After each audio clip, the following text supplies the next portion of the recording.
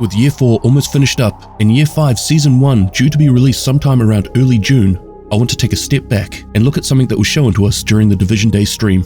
Something that I believe confirms the suspicions I had from the first comms we received during Target 1 Season 11. The Central Aquarium.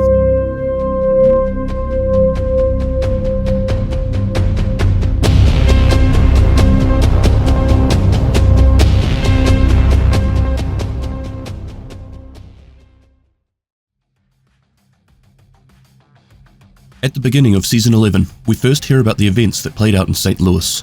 As per the Division Recruited novel, a rogue agent called Rowan had drawn the attention of the outcasts. They approved of her methods, and given that they were now leaderless, she had something to offer them: direction.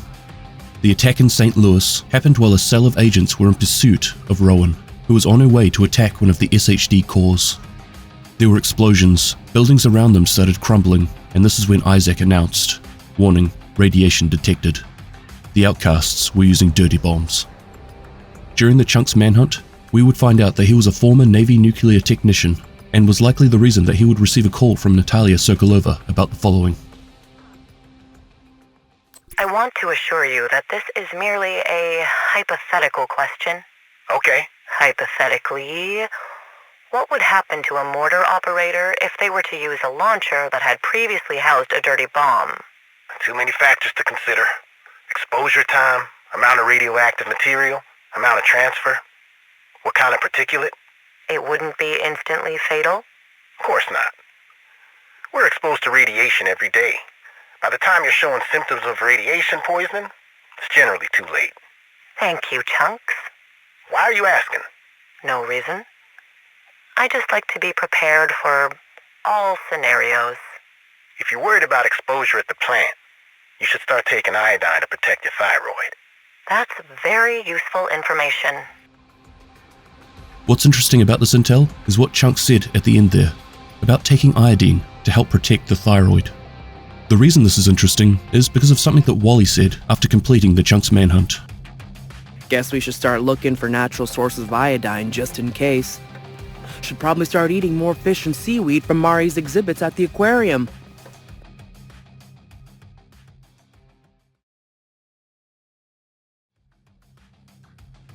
Some of you may remember the classified assignments that came out in Year 1. Based on this reference, after all this time, I'm actually going to be talking about these a little bit more in upcoming videos, but this particular one is called Central Aquarium.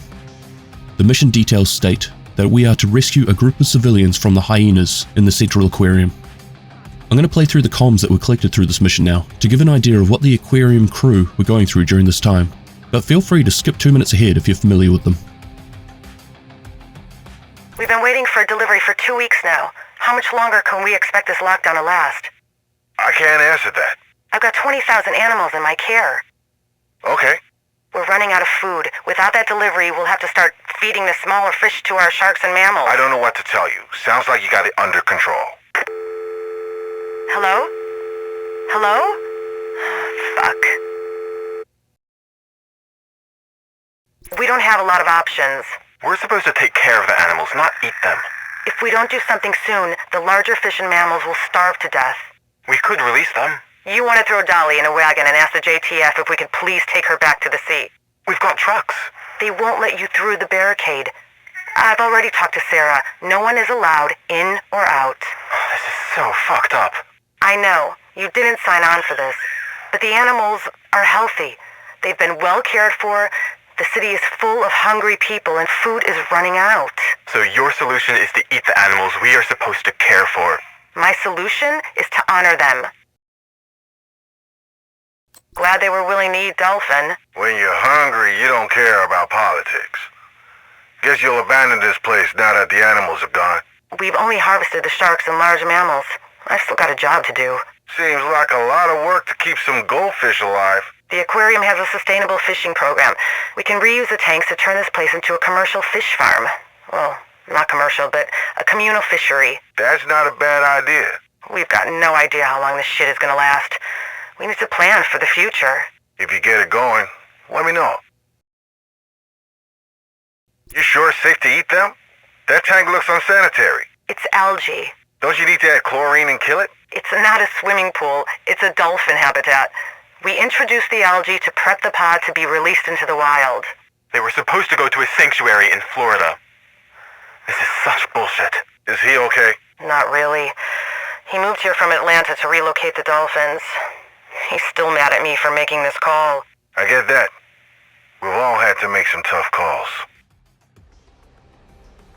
Summing up, the intel from this assignment showed the interaction between Mari Singh and her colleagues. They were short on supplies and worried about what they were going to do going forward when it came to feeding the animals under their care. Everything was locked down. They weren't able to get trucks in and couldn't simply take the animals away. They contemplated feeding the smaller fish to the larger fish and mammals, but this would only be a temporary solution. Mari eventually acknowledged that the city is full of hungry people and food is running out. Perhaps the best solution was to honor the animals and provide them as food for the hungry population, rather than just letting the animals starve to death. But it wasn't just about killing off the larger animals and feeding them to people. The aquarium has a sustainable fishing program. They have the facilities to provide a sustainable communal fishery, a source of food for the starving civilians.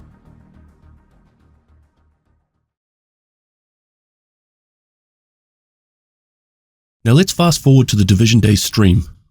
Season 1 Broken Wings takes flight in early June, or doesn't fly because the wings are broken? Straight away we can see Natalia Sokolova standing prominently above everyone else, holding her hand in such a way that almost implies that she is the puppeteer and they are her puppets. I particularly like the smaller detail of the Circle of Concern pin that she has attached to her suit. The reason I see this image as confirmation of what I suspected earlier is because of the silhouette of a dolphin in the background, and also just below Natalia's hand, there are a bunch of stingrays swimming past. Rest in peace, Steve Irwin. Also below this, the background looks very likely to be situated in what I would assume this aquarium facility looks like behind the scenes. As a nerdy side note, my wife and I used to work as aquarists back in the day, so I'm already geeking out on what I might see in this season, and quietly hoping that the detail in the space has been researched adequately. Because Lauren, you know I love you, but I'll totally call it out. Don't you be pulling any Nemo all drains lead to the ocean shit.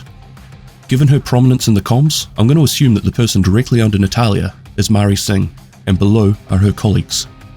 The way Natalia is standing above them, in that domineering way, isn't just because she has commanded the Black Tusk to take over the aquarium. If that was the case, we'd probably just take it back. I think she has something on them, something they want, or need.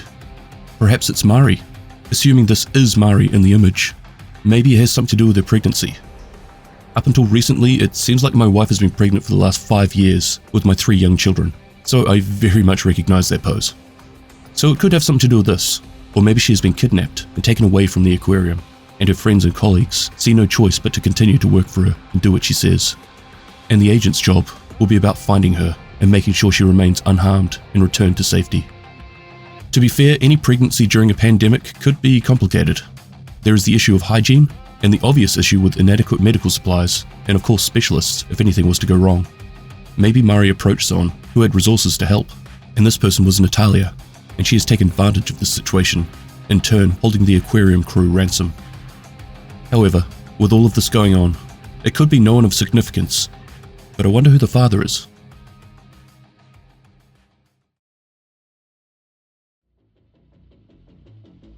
With a few telltale signs of what we'll be seeing in Year 5, I have a couple more videos to come out regarding my speculations, as well as a couple of updates and recaps. Season 3 excites me, so I think in preparation I need to bring out an updated video on Aaron Keener's story, as well as a video that lines up my weirdest speculations around what he did, why he did it, and what we'll be seeing going forward.